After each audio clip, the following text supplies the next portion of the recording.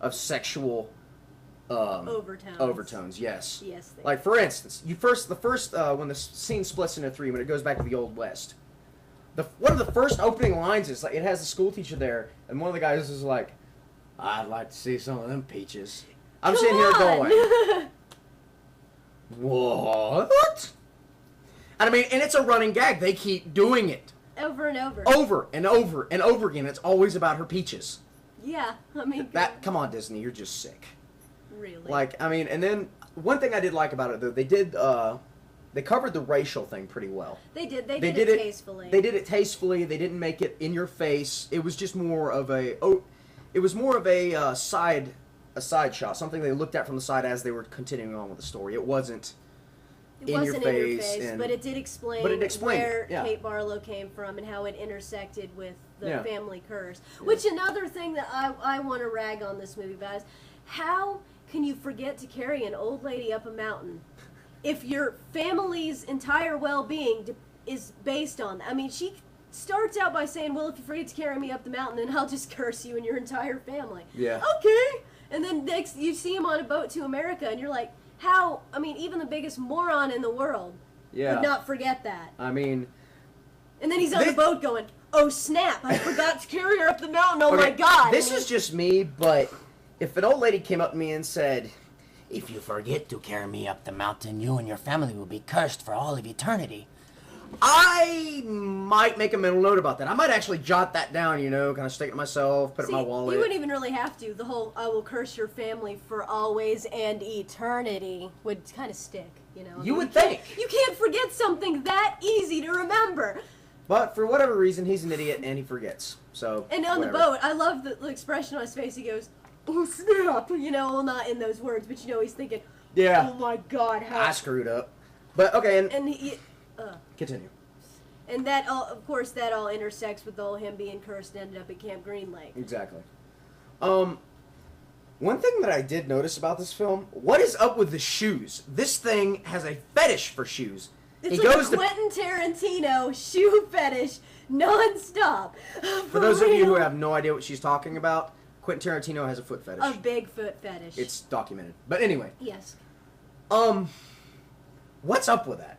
Like, literally, there are shoes everywhere throughout this movie. And see, one thing I'd also have to subtract from that is in the book, they don't really make a huge, big, shoe odor thing. They do kind of explain it a little in the beginning, but then it digresses, and in the book it kind of, goes back and forth between the Old West, where the curse comes from, and him going and progressing through camp and ultimately being a badass. Well, that's because the book focused on what was important. It focused on Stanley, not his family. Well, and in the end, it's just like, oh, by the way, they ended up, finding the shoe odor, which was peaches and onions.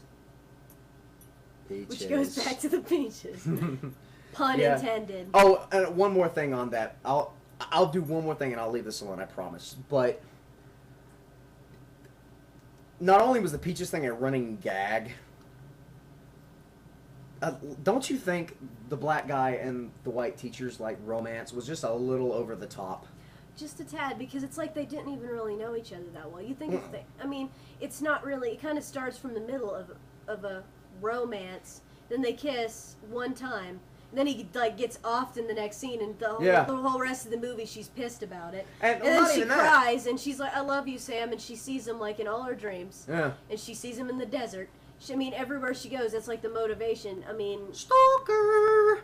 For one kiss, that's pretty. Mm-hmm. And if it was a long, blossoming romance, don't you think they'd make a side note of that? You would think. They don't even do that in the book. This is a Disney movie. And then again, another thing where they're over the topness is, okay, so the whole storyline is the reason they met is because he's really good at fixing stuff.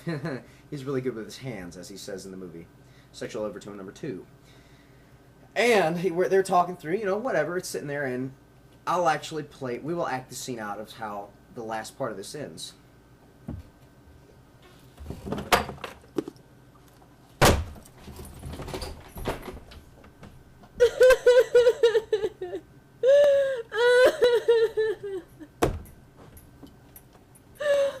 I can fix that. Oh my bitches! Okay, so that's pretty much how that went. And also, I hate to. I'm trying not to be crude with this, but there really are a lot of sexual overtones in this movie, and a few undertones, and a few things that just didn't even make sense. Like, for instance, a female warden I knew you were gonna get to that. and a male's and a boys' camp. Like, okay, the movie made these kids sound like they weren't that bad. The book sets one of these guys as a killer. You don't think one of them's gonna get nuts and try something? Yeah, I mean, considering she's the only female for 100 miles. There isn't even a convenience store for. I mean, God's sake, the poor dude had to quit smoking because he can't walk to a convenience store and buy some cowboy killers. You know, I mean, he can't even go because it's 100 miles away. Yeah, and my point is, and the chick in here doesn't even have a gun, no way to defend herself. You don't think one of these? And don't you think it was a little odd that the mentally unstable warden, who is crazy, is the only one that has a weapon, and nobody thinks to be afraid of him? You mean Mr. Sir? Yeah, him. Yeah. You'd think that they'd be more afraid of him because he's the gun. He's got the gun. Mm-hmm. He's the alpha male, pretty much. Okay. Yeah. And he's like crazy. Yeah. He's always carrying the gun around. Gonna be yellow spotted lizards. Oh yeah. By the way, they don't exist. Like No, I I'm understand. sorry, people. I understand that was their little fantasy realm thingamabobber, but I mean, there's so many deadly creatures that do live in the desert. Couldn't you have picked one that actually exists? I mean, that's pretty cheap making up a creature that It's would pretty kill sad you. when they downplay a rattlesnake. Yeah. To make for a make believe lizard. Rattlesnake won't kill you. Usually. What? Them yellow spotted lizards will kill you dead. Unless you happen to be in a desert 100 miles away from anything with no water. And cigarettes. Ooh. Precisely. Okay, and one last thing, and I'll put this to rest, because I think we've used up enough of your guys' time. There is one part, and I swear this is in the movie. Look at the movie. Watch the movie. The scene in the Old West, which is set somewhere around 1810 to 1820. The guy's sitting there. He's trying to flirt with a school teacher.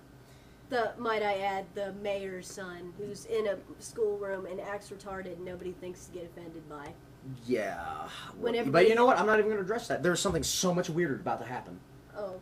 He's talking to the lady, and he goes, "So you want to take a ride in my motorboat?" What? It's like saying... It's 1810! You don't have a motorboat! That's like saying, you want to take a ride in my Ferrari? What about my Corvette? What about a Hemi? No matter what he says, he could name everything, even a Hummer. And later on, maybe we can go eat some peaches. Yeah, and I mean, nobody thinks about that. No, I mean, and she'd still have shot him down. Yeah. Motorboat? Really? Come on, movie. You can do better than that. Seriously. Seriously. Come on. Anyway, though, basically, I suppose that... One more thing I'd like to pull out before we All right. we end. Go ahead. How, in the end, when they find the treasure and they all start to live happily ever after, and the government finally grows a pair and looks into the government-funded place, how does it start, like, raining out of a clear blue sky with not a cloud in sight? Magic! I guess. Magic does it! But was it the magic from the curse being lifted, or was it Disney magic? Disney magic? You don't think to ask these questions. There you go. A whole new New world. It Anyway, was a big-lipped alligator moment. I'm sorry, Nostalgia Critic. We definitely just plagiarized your work there. If you, by the way, since we just did that, I'll give him props. If you haven't seen the Nostalgia Critic, go to his website, askthatguywithglasses.com. The dude is funny, and we pretty much based our entire web series after this guy. He is awesome. So if you haven't seen him, go ahead and do it. Anyway, that's our show. Yeah, and like, what we basically kind of ragged on it a little bit, but overall, I actually liked that movie, and I liked the book. Bottom line, it's not the greatest movie out there, but it's a good family film. You know, it's not really, other than the sexual overtones that mostly only adults are going to get anyway. It's not a bad family film. It has a good storyline. The plot is good. The moral is actually not bad, and that's something unusual for a Disney film too. Yeah. Disney films aren't. They're notorious for their sexual puns. Yeah, and lack of moral Yeah. point. But, you know, for all in all, the movie is not bad. But anyway, that's all for today. We'll see you next week. I'm Bonnie. I'm Clyde. All right, take it easy, y'all.